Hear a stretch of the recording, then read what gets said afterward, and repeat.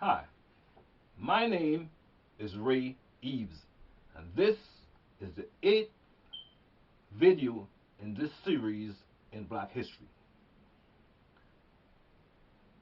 Today's video is entitled, The Mayans Were Deported to Cambodia. No big mystery. Please go back and view the other 7 videos to fully comprehend today's lecture.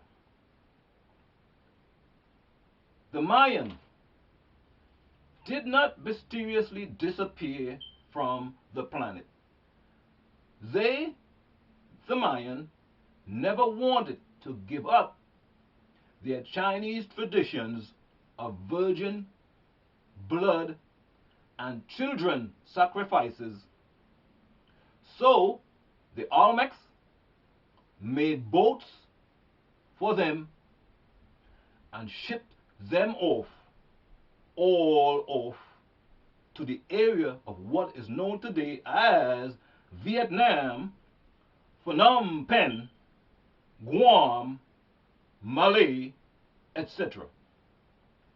When they got there were people already there in these areas that had mixed in with the Malayans, the Chinese, and the East Indians on that side of the planet. The Mayan mixed in and settled with these people. They set up vast civilizations, one most commonly known as Angkor, in the central plain of Cambodia, also called Kampuchea. They erected giants, huge statues called Nagas, or divine snakes, and protective spirits of the Khmer Empire, which they got from the Hindus.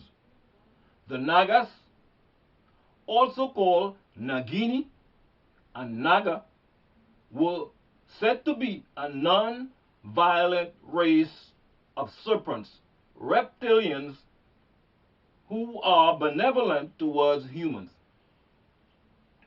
In the plains of Cambodia, there are ruins of ancient Angkor civilization that is remarkably similar to the Mayan ruins over here in Central America. These similarities exist because, as stated before, the Mayans were sent over to Phnom Penh, which is the capital of Cambodia.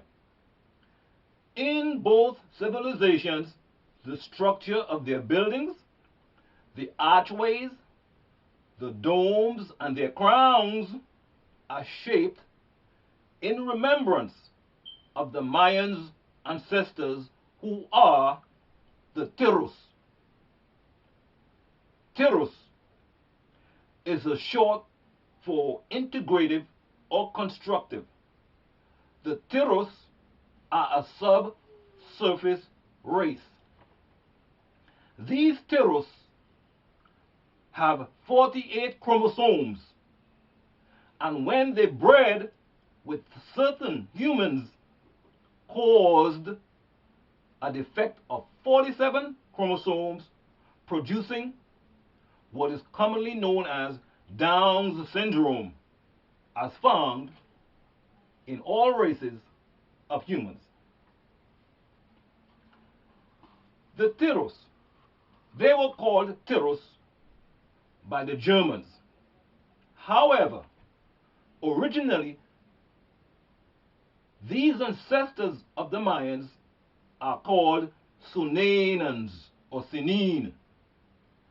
Another common term used in reference to them is coneheads, because of their cone-shaped craniums, which you can see in the Mayan artwork These Teros are descendants of elder gods who came from the planet Jomun, from the star Arcturus, in the Bootes constellation called the plowman or the herdman. So, this new combined Mayan culture flourished and eventually fell under what is known as the Mongol Empire. In the 1200s, the Mongolian Empire, ruled by Genghis Khan, covered most of Asia.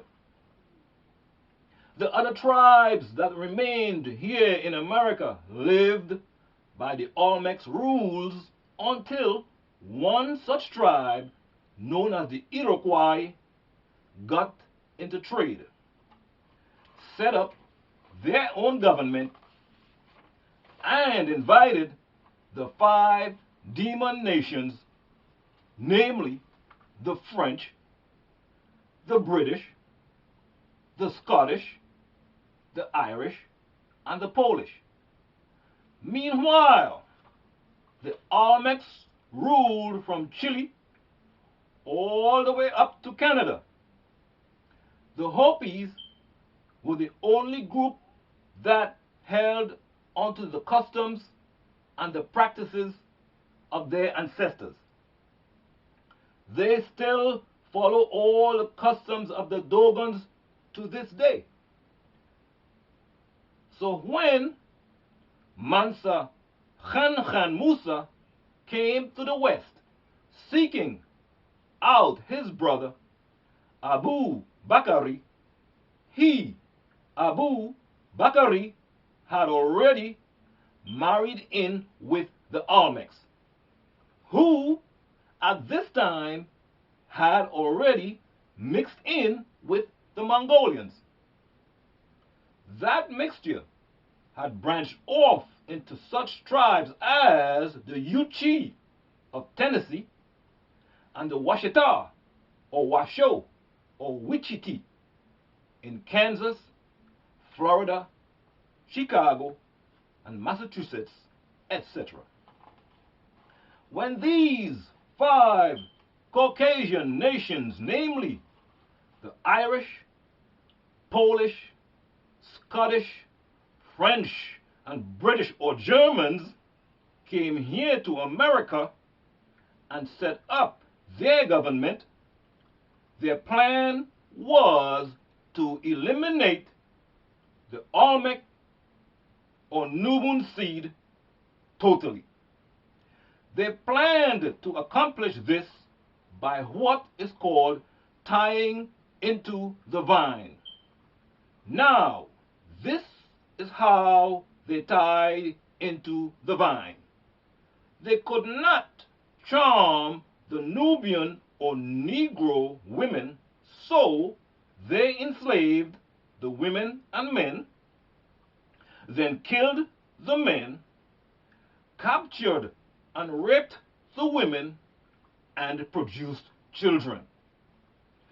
By doing this repeatedly for generations, it would eventually eliminate the original race.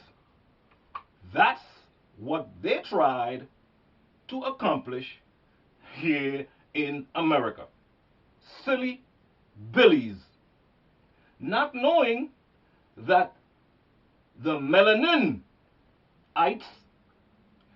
the original woolly-haired, dark-skinned Moors, came along with the original creation. That is, or which is, the same kind of ether forces that grew the universe. Original or primary creation was performed by 9 ether beings, simply Ethereans, whose science is Nuabu.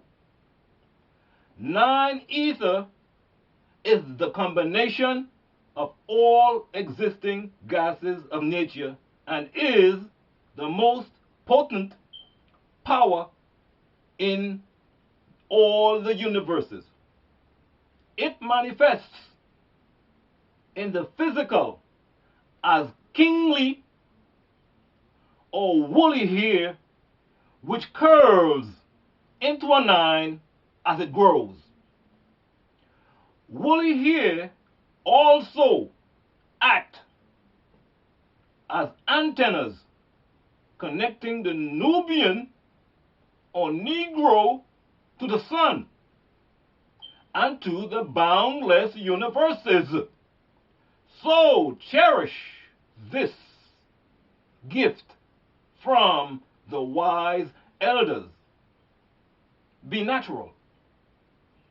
Getting back to the point, as nature was growing, these melaninites were a part of the original growth.